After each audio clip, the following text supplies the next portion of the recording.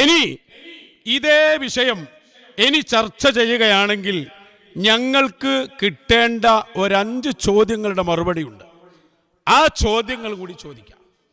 ഒന്നാമതായി, പേരോട് അബ്ദുറഹ്മാൻ സഖാഫി ഈ പാട്ട് പുറത്തിറങ്ങിയ 1-ാം തീയതി എന്ന് പറഞ്ഞാൽ ഈ പാട്ട് ഇറങ്ങിയത് 13-നാണല്ലോ. ആ ആഴ്ചയിൽ തന്നെ 17-ന് നടത്തിയ പ്രസംഗത്തിൽ ഈ പാട്ട് കുഫ്റാണ്, ഈ പാട്ടുകാരനെ ശ്മശാനത്തിൽ മറവ് ചെയ്യരുത് എന്ന് പ്രസംഗിച്ചു. ഈ നിലപാടിൽ ഇന്നും നിങ്ങളുണ്ടോ? അതിനുത്തരം പറയണം. പേരോടെന്ന് പറഞ്ഞല്ലോ, ഞാനിന്നൊരു പാട്ട് കേട്ടു എന്ന് പറഞ്ഞിട്ടാണല്ലോ ഖാലിക്ക് എന്നത് ഖാലിക്ക് തന്നെയാ പറഞ്ഞത്. പടച്ചോൻ എന്നതിൻ്റെ അറബിയാ പേരോട് പറയുന്നത്. അതിലൊന്നും കളിക്കണ്ട, അതൊക്കെ ഒന്ന് തന്നെയാണ്. മലയാളവും അറബിയും പറഞ്ഞ് കളിക്കൊന്നും വേണ്ട. പടച്ചോൻ എന്നതിൻ്റെ അറബിയാണ് ഖാലിക്ക്. അതാ പേരോട് തന്നെ പടച്ചോൻ എന്ന മലയാള പാട്ട് വന്നപ്പോൾ ഖാലിക്ക് എന്ന് പറയാൻ പാടില്ല എന്ന് പറഞ്ഞു. ഞാൻ ചോദിക്കുന്നു, ഈ പാട്ടുകാരൻ കാഫിറാണ് എന്ന് പാട്ട് കേട്ടു എന്ന് പറഞ്ഞ ആ പേരോടിൻ്റെ, അതാണ് ഇവിടെ എല്ലാ മുസീബത്തിനും കാരണം, ഈ പേരോടിൻ്റെ പ്രസംഗ. ആ വാദത്തിൽ ഇന്ന് നിങ്ങൾ ഉറച്ചു നിൽക്കുന്നുണ്ടോ?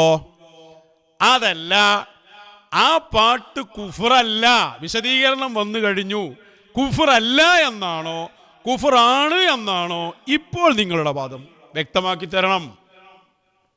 ഒന്നുകൂടി ചോദ്യം വിശദീകരിച്ച് തരാം.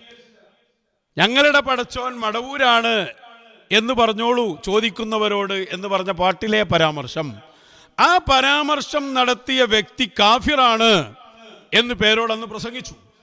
ഞാൻ ചോദിക്കുന്നു, ആ വാദം ഇന്ന് AP സമസ്തായിസത്തിനുണ്ടോ? ഇബിലീസ് മദനിക്കുണ്ടോ? ഈ AP-ക്കാരൊരു കാര്യമായി, ഇവരെ ഇപ്പോഴും നിയന്ത്രിച്ചു കൊണ്ടിരിക്കുന്നത് ഈ യൂട്യൂബർമാരാണ്. ഈ യൂട്യൂബർമാരാണ് പലപ്പോഴും, മുഷാവറൊന്നും അല്ല ഇപ്പോൾ വില നിയന്ത്രിച്ചു. സ്റ്റാരിങ് യൂട്യൂബർമാരെ കയ്യിലാണ്.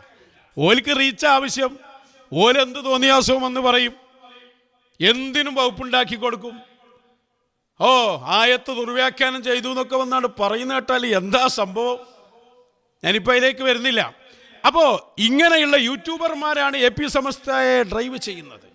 അതുകൊണ്ടാണ് ഞങ്ങൾ ചോദിക്കുന്നത്, ആ പാട്ടുകാരൻ കാഫിറാണ് എന്ന് അന്ന് പറഞ്ഞ വാദത്തിൽ ഇന്നുണ്ടോ ഇല്ലേ? ഒന്ന്, അതിന് നിങ്ങൾ ഉത്തരം പറയണമല്ലോ.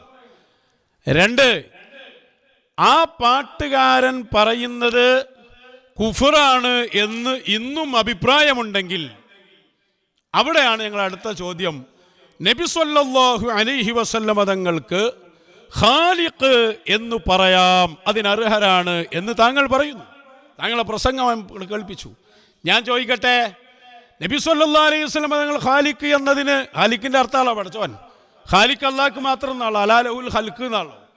അപ്പൊ അള്ളാഹുവിൻ്റെ റസൂൽ സല്ലല്ലാഹു അലൈഹി വസല്ലം തങ്ങൾക്ക് ഖാലിഖ് എന്ന് പ്രയോഗിക്കാമെന്ന് ഇബ്ലീസ് മദനി പറയുന്നു. ഞാൻ ചോദിക്കട്ടെ, ഈ പറഞ്ഞ പ്രയോഗം കുഫ്റാകാതിരിക്കുന്നതിൻ്റെ ന്യായം എന്താ? അതോ അത് കുഫ്റാണോ? താങ്കൾ കാഫിറായിട്ടുണ്ടോ? ഉണ്ടെങ്കിൽ അത് പറഞ്ഞാൽ മതി. ഈ പാട്ടുകാരനെ സംബന്ധിച്ച് കുഫ്റാന്ന് വിധിച്ച നിങ്ങൾക്ക് അഷ്റഫുൽ ഖൽഖ് സ്വല്ലല്ലാഹു അലൈഹി വസല്ലം തങ്ങൾ ഖാലിഖാണ് എന്ന് പറഞ്ഞ താങ്കൾ എന്തുകൊണ്ട് കാഫിറാണെന്ന് താങ്കൾ പറയുന്നില്ല?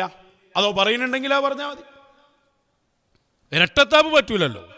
മടവൂര് ശൈഖുനെ കുറിച്ച് ഖാലിഖാണ്, പടച്ചോനാണെന്ന് പാടിയപ്പോഴേക്ക് ഉദ്ദേശം അർത്ഥമൊന്നും നോക്കാതെ കുഫ്റാണ്, പള്ളിപ്പറമ്പിൽ മറയരുത് എന്ന് പറഞ്ഞ് നിങ്ങൾക്ക് ഹബീബായ സ്വല്ലല്ലാഹു അലൈഹി വസല്ലം സിട്ടിയാണല്ലോ, അഫ്ളലുൽ മഖ്ലൂഖീനാണല്ലോ, അവരെ സംബന്ധിച്ച് ഖാലിഖ് അർഹനാണെന്ന് താങ്കൾ പറയുന്നു. താങ്കൾ എന്തുകൊണ്ട് കാഫിർ ആകുന്നില്ല? അതിൻ്റെ മറുപടി പറയണം. 3 ഈസാ നബി അലൈഹിസ്സലാം ഖാലിഖാണ് എന്ന് പേരോട് തന്നെ പറയുന്നു. ഈസാ നബി അലൈഹിസ്സലാം ഖാലിഖാണ് എന്ന് പേരോട് പറയുന്നു. ആയത്ത് ഉദ്ധരിച്ചുകൊണ്ടാ പറയുന്നത്. പേരോട് കാഫിറായിട്ടുണ്ടോ? മറുപടി പറയണം. കാരണം പടച്ചോൻ എന്ന പാട്ട് പാടിയ ആള് അത് പേരോട് തന്നെ അറബിയിൽ വിശദീകരിച്ചു, പച്ചയായിട്ട് പറഞ്ഞു. ഖാലിഖ് എന്നത് ഒരു സിട്ടിക്ക് പറഞ്ഞാൽ കാഫിറാണ് എങ്കിൽ ഈ പാട്ടുകാരനെ പള്ളിപ്പറമ്പിൽ മറവ് ചെയ്യരുത് എന്ന് പറഞ്ഞ അതേ പേരോട് പിന്നീട് പറയുന്നത് ഈസാ നബി അലൈഹിസ്സലാം ഖാലിഖാണ് എന്നാണ്.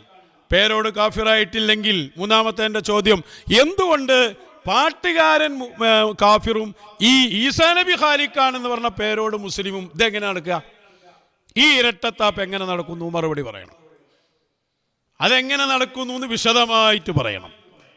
നാലാമത്തെ എൻ്റെ ചോദ്യം, അല്ലാമ അബ്ദുൽ കരീമുൽ ജീലി തങ്ങളും ബഹുമാനപ്പെട്ട യൂസുഫുൻ നബഹാനി തങ്ങളും രണ്ടുപേരും ഖാലിഖിയത്ത് എന്ന വിശേഷണം റസൂലുള്ളാഹിക്കുണ്ടെന്ന് പറയുന്നു സല്ലല്ലാഹു അലൈഹി വസല്ലം. അതിൻ്റെ പുറമെ AP അബൂബക്കർ മുസ്ലിയാർ എഴുതുന്നു, കൃത്യമായിട്ട് ഖാലിഖ് പോലെയുള്ള വിശേഷണങ്ങൾ സൃഷ്ടികൾക്ക് കൊടുക്കാം, അതായത് അല്ലാഹ് റഹ്മാൻ അല്ലാത്തൊക്കെ കൊടുക്കാം. ഞാൻ ചോദിക്കട്ടെ, AP അബൂബക്കർ മുസ്ലിയാരാ പറഞ്ഞത്, യൂസുഫ് നബഹാനി തങ്ങൾ എഴുതിയത്, അല്ലാമ ജീലി എഴുതിയത് കുഫറാണോ? പറയണം. അത് കുഫറല്ലെങ്കിൽ ഈ പാട്ടുകാരൻ പാടിയത് എങ്ങനെ, അത് മാത്രം എങ്ങനെ കുഫറായി? നിങ്ങൾ വിശദീകരിക്കണം. അപ്പോൾ ആളുകൾക്ക് ഒന്നുകൂടി വ്യക്തമാകും. ഇനി എൻ്റെ അഞ്ചാമത്തെ ചോദ്യം, ഇവിടെ രണ്ട് കാര്യം മദനി വിശദീകരിച്ച് കഴിഞ്ഞു. ഏതാണത്? മൗലാന എന്നതിന് രണ്ടർത്ഥത്തിൽ ഉപയോഗിക്കും, ഇതുപോലെ ഖാലിഖ് എന്നതും രണ്ടർത്ഥത്തിൽ ഉപയോഗിക്കും. ഇത് രണ്ടും താങ്കൾ ഒരുപോലെ വിശദീകരിച്ചു കഴിഞ്ഞു. എങ്കിൽ മൗലാന എന്നത് സൃഷ്ടികൾക്ക് പറയാമെന്നും രണ്ടർത്ഥത്തിലുള്ള ഖാലിഖ് പറയരുത് എന്നുമുണ്ടോ? അതാ രണ്ടും പറയാമെന്നാണോ ഇപ്പൊ താങ്കൾ പറയുന്നത്? മൗലാന പറയുന്നത് പോലെ ഖാലിഖ് എന്നും പറയാമെന്നാണോ താങ്കൾ പറയുന്നത്? ഇപ്പോഴത്തെ താങ്കളുടെ നയം എന്താ വിഷയത്തിൽ? അത് ഒന്ന് കൃത്യമാക്കി കൊടുക്കാം. അപ്പോൾ ആളുകൾക്ക് മനസ്സിലായി. ഞങ്ങളെ വാദത്തിൽ സിമ്പിളാ.